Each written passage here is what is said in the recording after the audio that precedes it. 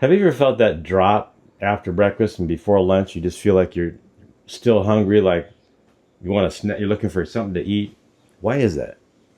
Well, it took us a while to figure this out, but in a process of investigation and learning, we realized how important enzymes are.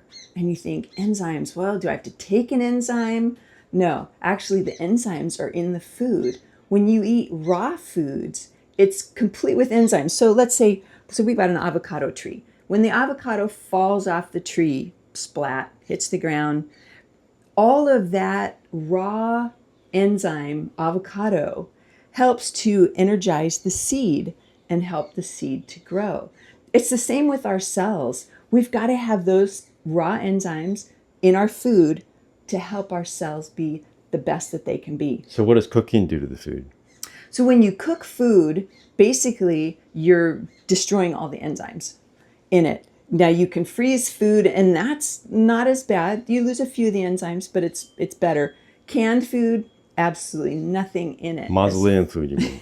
Yeah, it's mausoleum food, definitely. So when we found this out, we decided let's start eating more sprouted food. So we started to target for breakfast.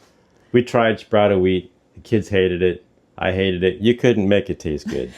So my son, he kept trying to find, okay, we need something else we can sprout. A different grain for breakfast to try to sprout. So he found buckwheat. So this is raw buckwheat. Actually, what do you call it? If someone looking at the store. Buckwheat groats is what you want to look for. So if you're going to go buy it, it's going to say buckwheat groats. Yes. Now, if you see kasha, that's toasted buckwheat. You might see something that's black. That's buckwheat that still has the holes on it. That doesn't work very well for sprouting. So you want buckwheat groats. And what we do is we'll take the buckwheat. How much you putting in? It all depends on, how much a person's eating, and you'll find. So that's a half cup measurement? This half cup measurement. So you're putting a cup. How much will this feed a cup? Oh, you're putting more. Yeah, for our family of 5, I usually do a cup and a half. And again, it grows, so then I will soak it. Was that one a cup and a half right there? That's a good question because I don't think it got measured. Just show them how much stuff is in there. It just got poured in. So, yeah, this probably so it doubled in size? Probably was about a cup. It might have been a cup and a half. I'm sure it doubled in size. Yeah. So this was sprouted yesterday and actually refrigerated overnight because we're in a little bit of a heat wave and it gets too sprouted if we leave it out on the counter. It has a little tiny tail on it when it's sprouted. I don't know if you want to show them up close what it looks like. Look at that. It's got a little tiny tail you can see there. Yeah. And then, I'll fill it with water. And then I let it soak for about, 45 minutes. Yeah. And then I'll rinse it. Now, the interesting thing about buckwheat is when it soaks, it makes kind of a gelatinous substance. Slimy. It gets slimy. And you can see that we have a sprouting jar lid here with small enough holes that they won't pop through. And you have to be sure to rinse all that slime out. So it takes probably 4 or 5 rinses, and you kind of swirl it to actually, kind of break the slime loose from the seed. We did use a colander for a while, which works really good because you can rinse it better. We decided to move with a jar, but yes, it's a bit more work. Yes. And then there's all kinds of different sprouting holders, but it holds it at an angle. Which helps the water come out better than being straight. You want it upside down and to continue to drain so that it's not sitting in any leftover liquid. So these were pretty handy. And then it'll be ready to make. You put some water in that? I'm going to put some water in that. So I'm going to tell you a story. So one of my fellow employees I worked with, he was chronically eating food all day long at work. And I would have my sprouted buckwheat. I'd be good until during my lunch period, I would actually go on a run or exercise, swim, and then I'd come back and have some lunch. And I could always make it plenty of hours in between breakfast and lunch. he could never go more than an hour without putting something in his mouth.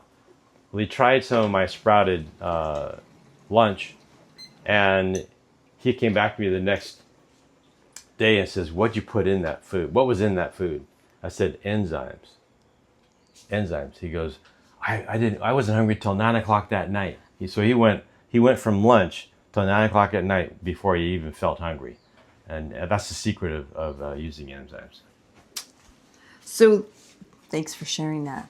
So you notice that I have probably double the amount of water here because it will soak up.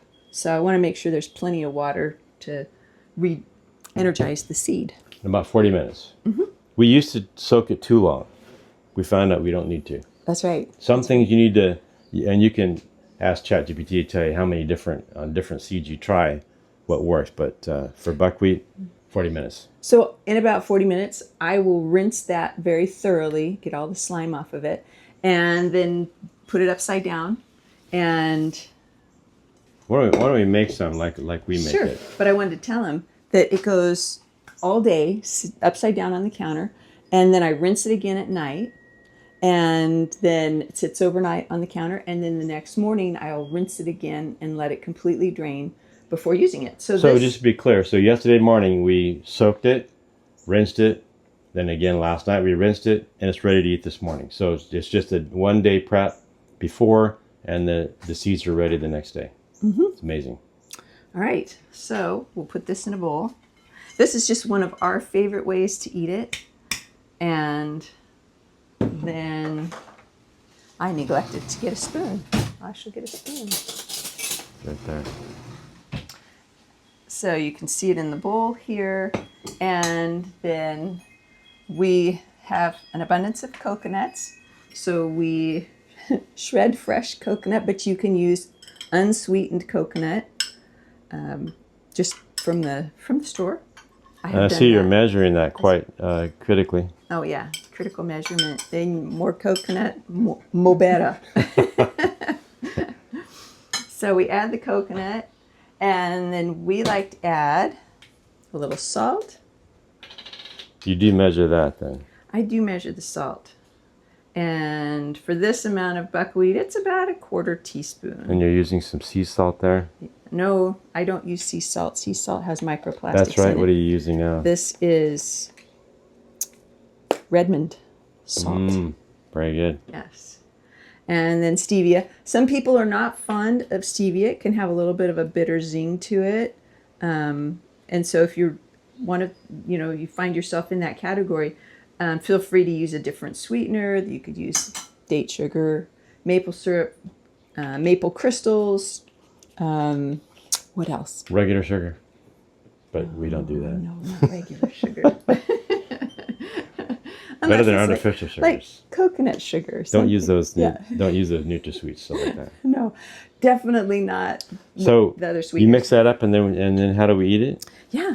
So then we just mix it up, and it'll be ready to go. We also make a smoothie out of sprouted flax and chia, and there's some other fruit.